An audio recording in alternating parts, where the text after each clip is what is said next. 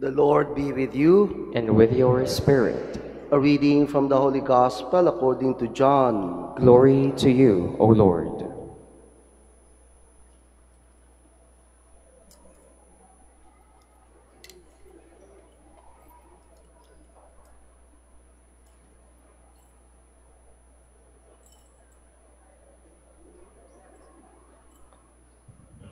Jesus said to the Jews, "You sent emissaries to John, and he testified to the truth.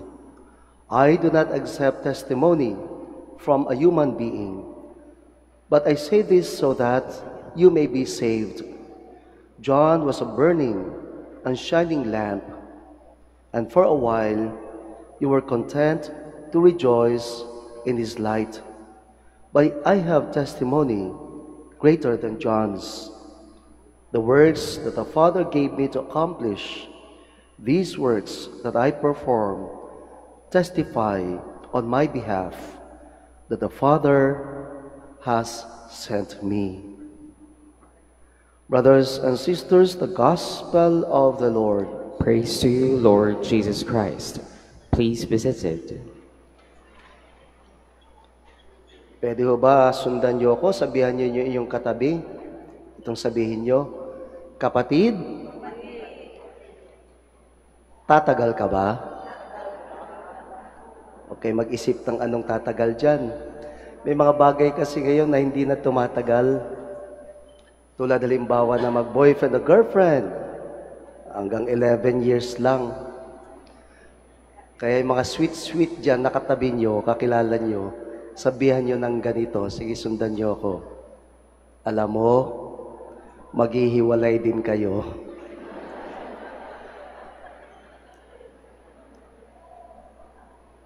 Unang araw ng simbang gabi, tatagal kaya kayo? Sino sa inyo dito, survey lang, ang nakatapos ng 9 na araw last year? Sino nakatapos? O, konti lang. Tatagal kaya to mga to? Hindi ko natatanungin yung mga hindi nakatagal.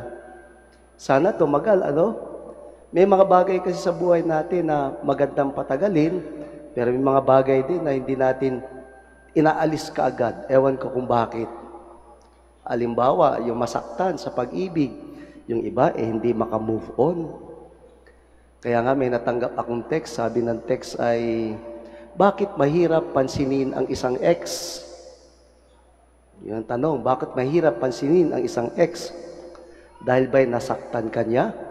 Dahil ba'y niloko ka niya? Dahil ba'y iniwan ka niya? O ayaw mo lang aminin na mahal mo pa rin siya? Move on din. Move on. May mga tao din na ang hirap makapagpatawad. Ang tagal. Nasasaktan na sila.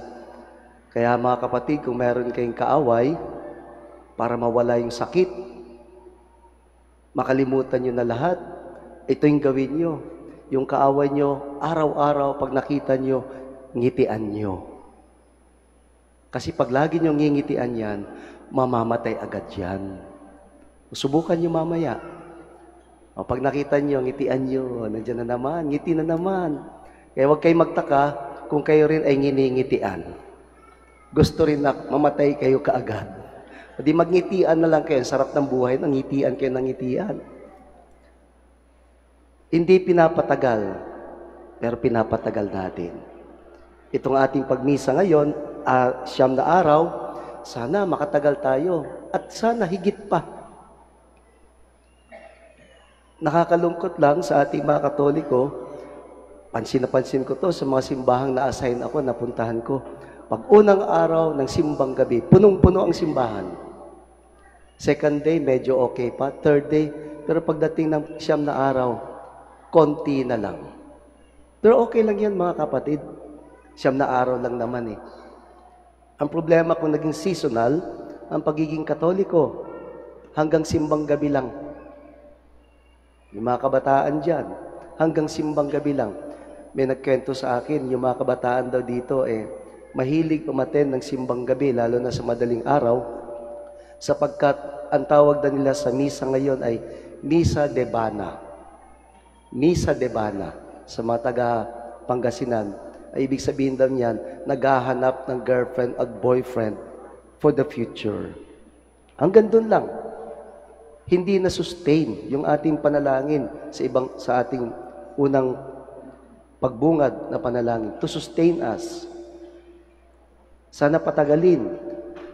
Sa gayon, hindi lang sa 9 na araw, kundi linggo-linggo po.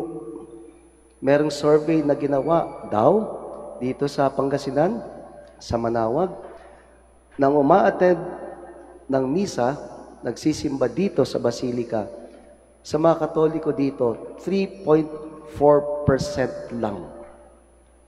At karamihan ay mga pilgrims. Nakakalungkot, ano? Hindi natin pinatatagal, hindi natin nasusustain. Kaya nga, sana pagkatapos ng Pasko, lahat ng kabutihang makuha natin, ituloy natin. Halimbawa na lang, yung pagbibigay. Sinasabi lagi, naririnig natin, Christmas is a season of giving. Bakit hanggang Pasko lang ang season? Hindi ba dapat 365 days, all year round, yung pagbibigay? Let's sustain it. Patagalin natin. Yung magpatawad, patagalin natin. Patawarin ka agad. Huwag patagalin ang sama ng loob o ang galit. Marami mga kapatid ang mga bagay na dapat natin i-sustain, patagalin sa buhay natin. Kaya ngayon, sabihan niyo yung katabi niyo, pwede bang sundan niyo uli ako? Kapatid, alam ko, marami kang problema. Kasama dyan, yung pagbumukha mo. Hindi bale, tanggapin mo, may mga bagay na walang pag-asa. Pero, yung kaya mo, patagalin ang paggawa ng kabutihan. Tapusin agad ang kasamaan. You know, we have Christmas because God sustains us with His love. Ang pag-ibig niya nagpapatagal sa atin at nagpapasaya ng ating pagdiriwang. Nawa pag-uwi natin, bit-bit natin ang saya. Hindi lang sa Paskong ito, kundi araw-araw sa buhay natin.